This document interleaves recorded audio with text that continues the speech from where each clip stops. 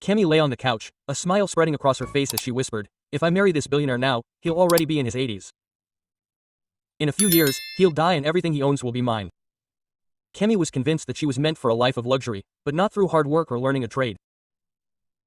For her, wealth came from a rich man who would pamper her like a treasure, pay her bills, dress her in designer clothes, and take her to exotic destinations.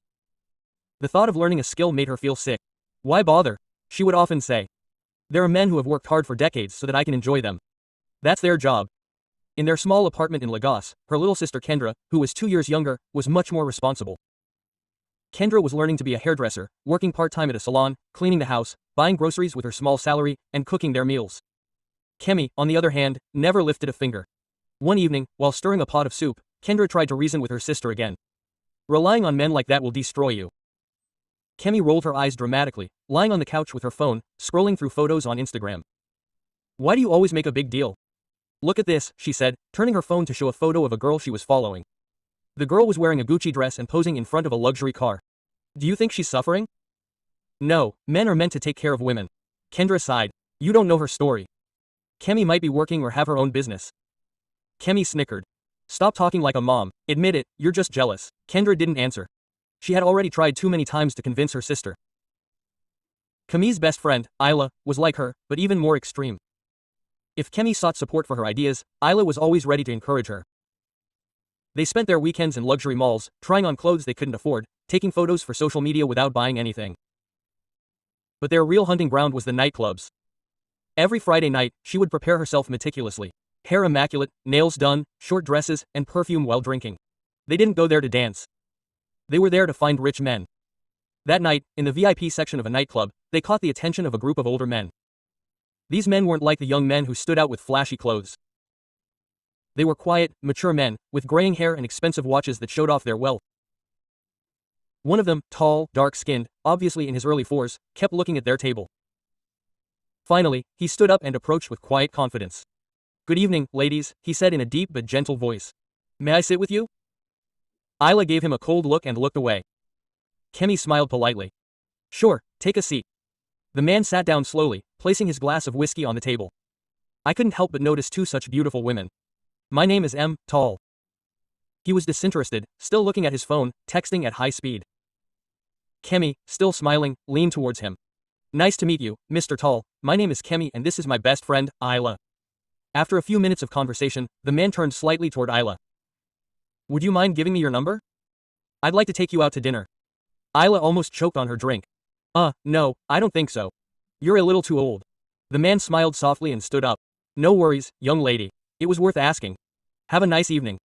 As he walked away, 𝐀𝐻 grabbed 𝐬𝐿A's arm. "Are you crazy or something? A golden opportunity." He wrinkled his nose. "𝐀𝐻, that man is old. He could be your grandfather." "Exactly," 𝐀𝐻 whispered forcefully. "He's rich there. Did you see his shoes? They were Italian leather. But he's old." "Old and rich?" 𝐀𝐻 insisted, his eyes shining. "And you know what happens to old rich people? They put you in their will. They might give you money, a car, maybe even a house. And you can always go out with whoever you want on the side." He burst out laughing. "You're completely crazy." "No, I'm smart," 𝐀𝐻 replied. "I'll give him your number." "What, 𝐀𝐻? Relax, I'll fix this. You'll thank me when you drive a Porsche." That evening, 𝐀𝐻 managed to convince the man to take 𝐬𝐿A's number. When she returned to their table, she had a triumphant smile on her face. "He's expecting your call tomorrow." The days passed and 𝐬𝐿A continued to ignore Mr. Grand's calls. 𝐀𝐻, for her part, couldn't stop thinking about him. She thought back to his calm, his confidence, and especially the immense wealth he seemed to possess. She didn't understand why her friend would let such an opportunity pass her by. One day, she invited him over to her place to drink wine and chat.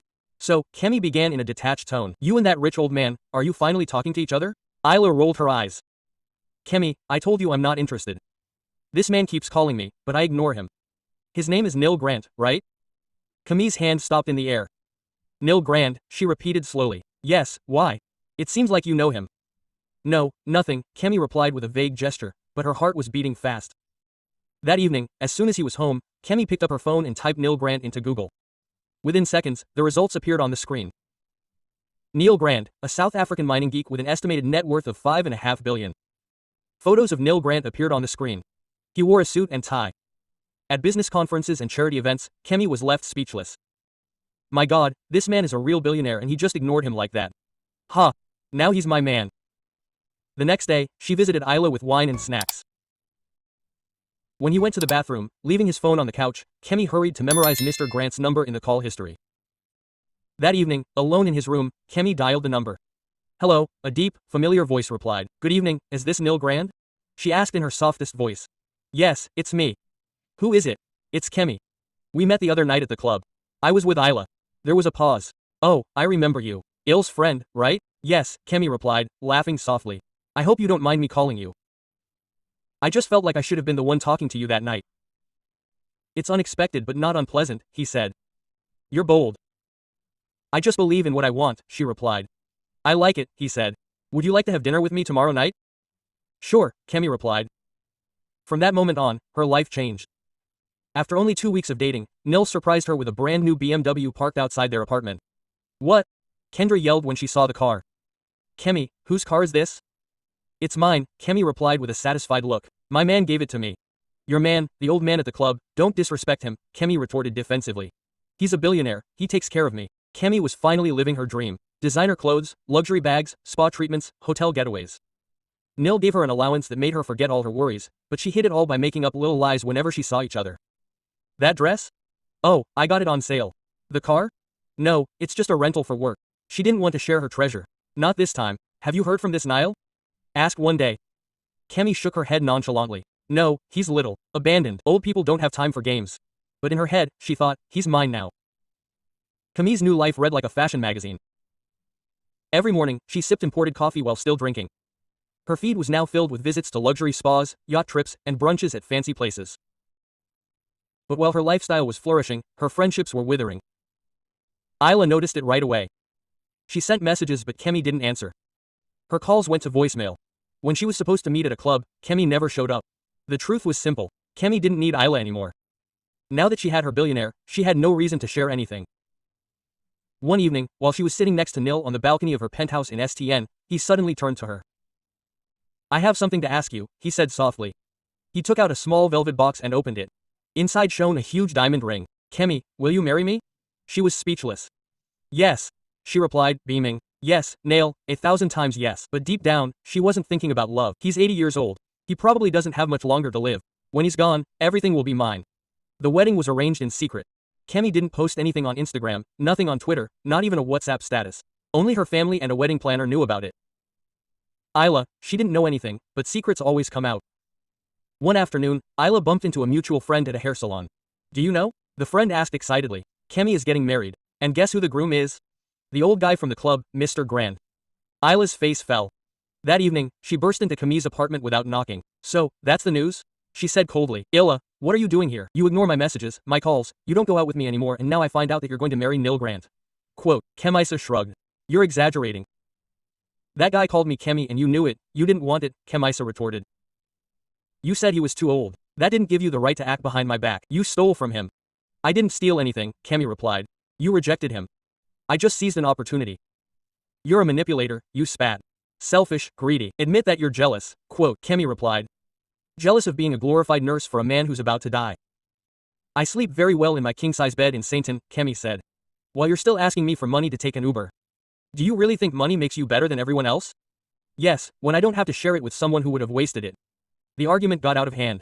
They ended up grabbing each other's hair, knocking over furniture, screaming and fighting like wild animals. I never want to see your face again, he hissed as he left. Perfect, stay away from me. Poor people bring bad luck, he replied. The first year of marriage was everything 𝐀𝐻𝐫 had dreamed of.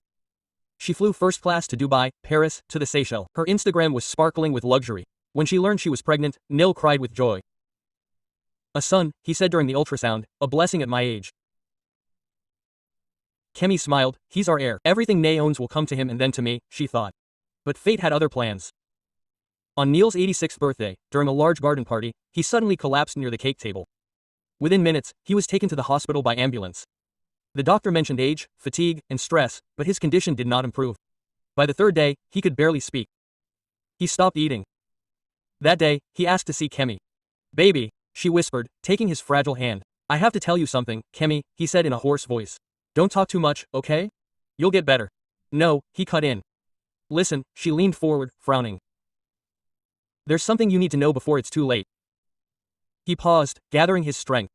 10 years ago, I lost everything. My businesses went under. I was in debt. My family abandoned me. I had nothing left. 𝐀𝐿 blinked in shock. But you're one of the richest men in the country. Not anymore, 𝐀𝐿 whispered weakly. Not really. Not for long. What are you talking about? She asked. I did something desperate, something dark.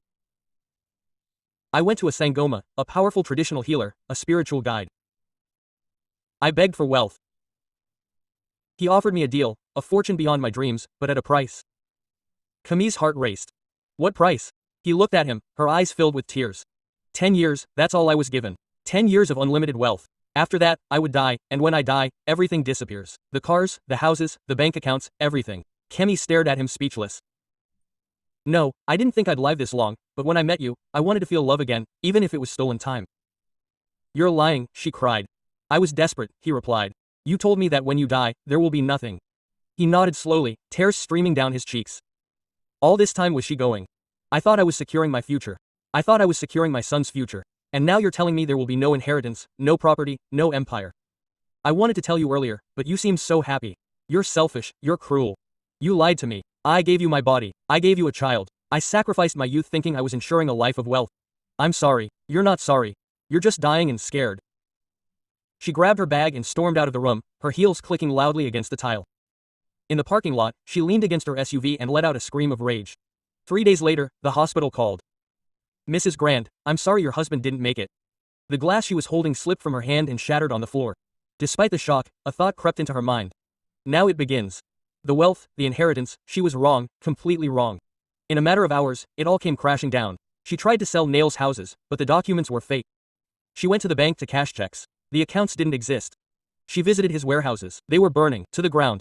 When she returned to their mansion, it had been ransacked. Everything had been stolen. Then the police arrived with demolition papers. The land belonged to the government and had been illegal since 2002. A few days later, bulldozers razed the house. 𝐀𝐿 stood there, her baby in her arms, watching everything crumble to dust. She had no money, no friends, no family willing to help her. Everyone she bragged to had blocked her. Only one person remained, 𝐿𝐿. 𝐀𝐿 arrived outside 𝐿𝐿's apartment just before sunset, clutching her baby to her. Her designer clothes were torn, her wig was a mess, and her expensive bag had a broken strap. She knocked softly on the door. 𝐿𝐿, she said as the door opened. 𝐿𝐿 froze. 𝐀𝐿. Tears welled up in 𝐀𝐿's eyes. I have nowhere else to go, please, please. He looked down at the baby and then back up at 𝐀𝐿's exhausted face. You look like you've been through hell. You have, 𝐀𝐿 replied. A long silence ensued. Then he slowly pulled away. Come in. 𝐀𝐿 slid off the couch and knelt on the floor, his voice cracking. Please forgive me. I was wrong, so wrong. Forgive you? 𝐿𝐿 asked. You stole from me, you betrayed me, you watched me chase after old, filthy rich men while you ate caviar with 𝐀𝐿. You ignored my messages, you blocked me and now you want my forgiveness. I know, 𝐀𝐿 whispered. I deserve every word, but I'm begging you for my child. I was blinded. I thought I was smart. I thought wealth was the solution. I chased a shortcut and now I'm in a hole. He looked down at the baby. His heart softened, not for 𝐀𝐿, but for this innocent child caught up in his mother's mistakes. You hurt me, 𝐀𝐿, deeply, but I will not let this child suffer because of your choices. You mean I can stay? You can stay, replied 𝐿𝐿, but listen to me carefully, this is not a nightclub here. I don't do parties anymore. I've changed. My life has changed. 𝐿𝐿 walked over to a small table where a laptop sat open. I work now. I do remote customer service for a global tech company. I answer emails, I handle complaints, I help customers. It's not glamorous, but it's stable. I pay my rent, I feed myself, and I sleep soundly. 𝐀𝐿 looked stunned.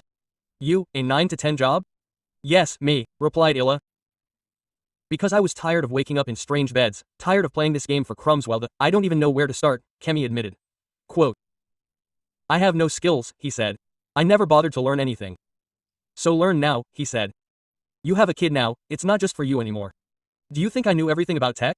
I took free online courses. I studied at night. I worked part-time in a call center to gain experience. You have to want to change. I want to change, 𝐀𝐿 said. I'm tired.